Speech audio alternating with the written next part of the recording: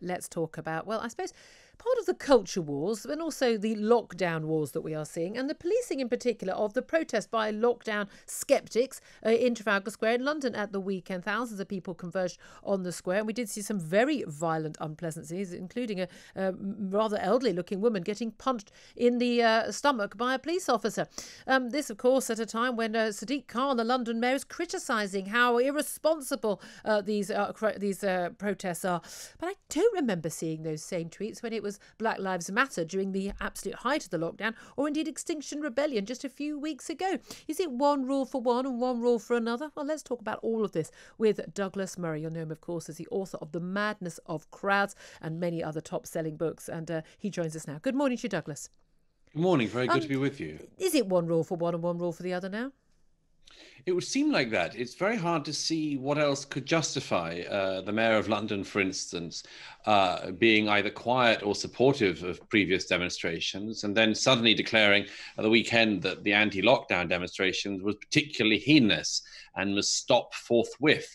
The only possible interpretation, other than that there's a double standard, is that something has changed in the last few months, and that whereas congregating by the thousands in July was acceptable, it isn't this month. I'm not so sure about that, though. I think what we are seeing is simply, as you pointed out at the beginning, a double standard. I saw some of the demonstration on Saturday in London. Most of it was peaceful, as far as you could see. The police, though, did not take the knee to the protesters on Saturday. They didn't allow protesters to chase them down the street shouting, "Run, piggy, run," which was what happened with the BLM protests on the fringes of it the other month. No, they seem to have gone in very heavy-handed with the protesters on Saturday. And I think that this is disastrous, because there's one thing that we, I think, in Britain particularly don't like, and that's unfairness. And this is totally unfair treatment of one group, as the police have positively bowed, literally knelt in front of one set of protesters, only then to decide to go in and, certainly on one occasion, hit a relatively elderly lady to the ground on another occasion. So there's a deep unfairness about this, and I think it's transparent and it's there for all to see.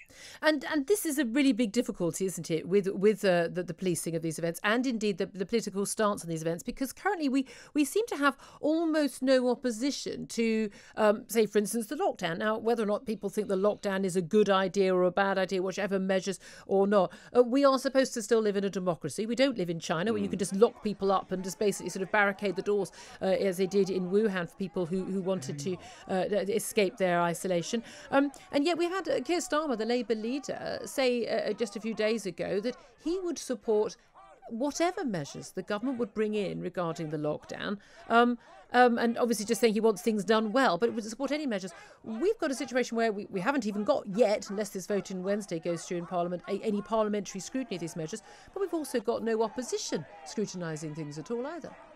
Yes, that's right. I mean, I don't support any public protests at this point, but I can understand the number of people who are very upset, riled up, and increasingly confused, I think, to put it not too lightly, about what is going on at the moment. There are an awful lot of questions, a growing set of questions about the policies of the government, about our attitudes towards the virus, and the possibility that we might just remain locked up in various forms until the vaccine comes along, which means locked up until next year at the earliest. And it's hardly surprising that a lot of people might be increasingly concerned about that. I'd just add, though, that, again, I mean, this is about, it seems, competing causes, because I think that there can hardly be a cause more galvanizing than the prospect of being locked up in your home for the foreseeable future.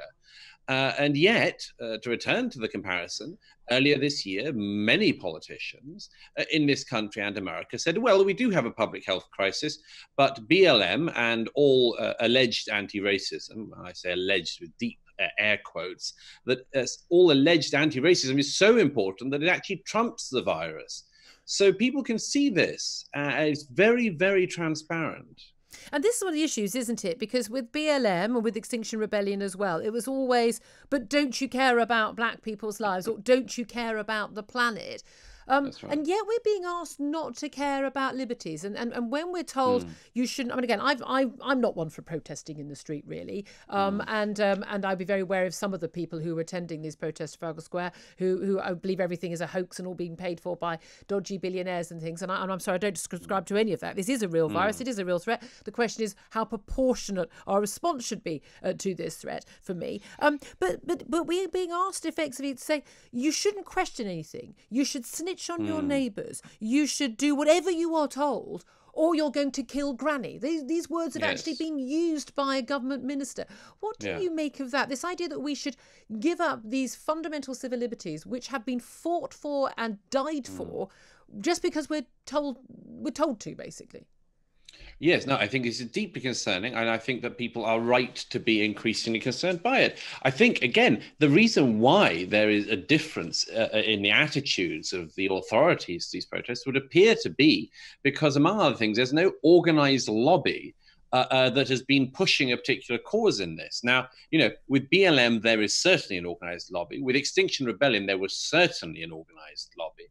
So far, it seems with the anti-lockdown skeptics, it's a sort of rather ragtag coalition of people turning up. There's no sort of great organization behind it. And it seems that our politicians and our elected representatives and our police force are enormously easily swayed by very well-organized lobby groups.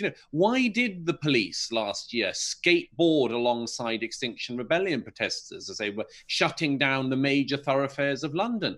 Why did they dance with them in Oxford Circus as sort of part of a fun time to show they were hip and down and cool with the whole thing?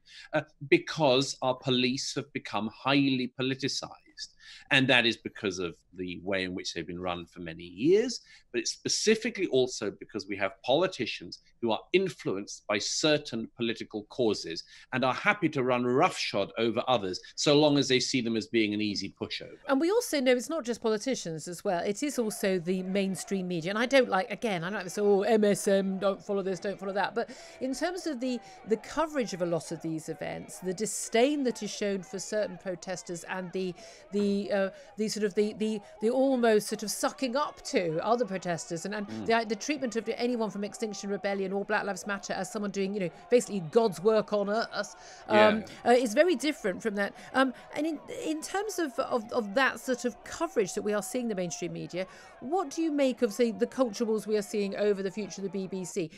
We were discussing a little bit earlier with Paul Stones from Guido Fawkes the fact that we're told that the licence fee will no longer be criminalising. It will be decriminalised to not pay the licence fee. You won't actually end up going to jail if you don't pay the fine for that. It'll just be a civil court issue like it is for any other bill, including your electricity and your Netflix or whatever. But also that Charles Moore may well be appointed, a former editor of The Telegraph and The Spectator, may well be appointed as the new chairman of the BBC. Do you think that would change things? That would change the culture?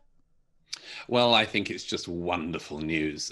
In a rather bleak political season, I think the prospect of Charles Moore becoming the chair of the BBC, and indeed of Paul Dacre becoming the head of Ofcom, which was also one suggestion, are very good signs.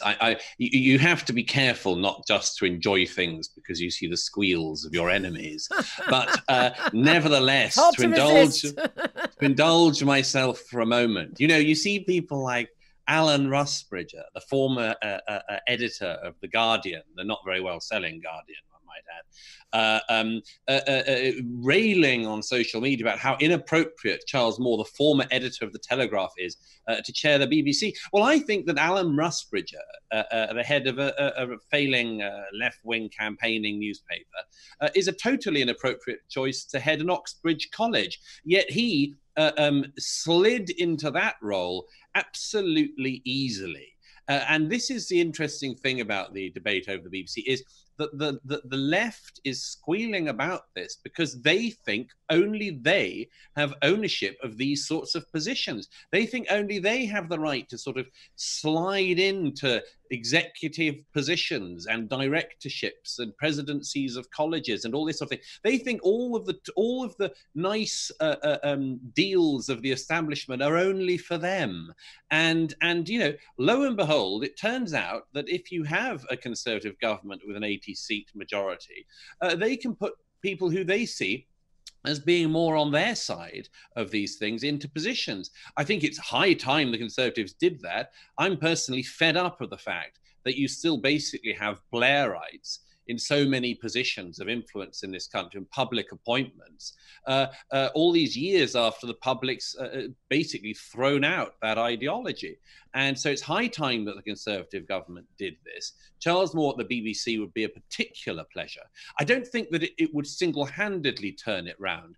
But when I read at the weekend that there are people in the BBC claiming there will be a clear out of the BBC, people will leave, they will be so demoralised that a Conservative is in charge. Well, I can't help thinking these are the same people who've been insisting for years that the BBC isn't institutionally left-wing. And if it isn't institutionally left-wing, why are all these people at the BBC willing to commit hara-kiri over the prospect of Charles Moore being the chair of their organisation? Surely they should take it with the equanimity that they would if, say, the editor of The Guardian were to take that position. Indeed. Just finally, and we're very short of time, but I do want to get your views on this, because in The Madness of Crowds, your best-selling book, you did have a lot of work on the issue of trans activism. You're talking about how, we're all basically, our identity is now everything, whether you're a woman, whether you're black, whether you're gay, whether you're trans. We've seen some real big victories, and I would say for women, women and girls and our safety, in terms of the government deciding to reject this idea for self-identity, identification of being trans, basically without any medical intervention of any sort whatsoever.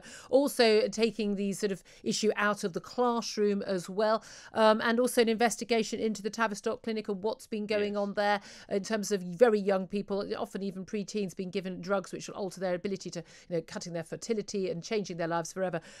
Do you think there is now there's a bit of a wake-up call about this issue? There is. It's actually pretty much along the lines I predicted, which was that people would start to realize what we've been waving through as a society with such ease. Parents and many others, particularly has to be said, as you mentioned, some prominent female activists who deserve enormous credit for their persistence in campaigning for women's rights in the face of the most appalling dogmatic opposition. And yes, the most important one in a way is the fact that the government is not going to go ahead with this so-called Gender Recognition Act. I would, by the way, also point to one other thing. There's an extremist group called Mermaids that's done a lot of running into the mainstream in recent years. It finally admitted at the end of last week, no child is born in the wrong body. Well, some of us have been saying that for a very long time. Why has Mermaids started saying it? I'll tell you why. Because they see what is coming and should be coming at all of these people, which is a massive amount of lawsuits. People should be suing the hell out of these groups who lied about biology, who lied about human beings, and are responsible, I would suggest, for the maltreatment of a very large number of young people who we should, as a society, be caring about the most. Douglas Murray, always a pleasure to speak to you. Thank you very much for joining us. Douglas Murray, author of The Madness of Crowds. Thank you very much.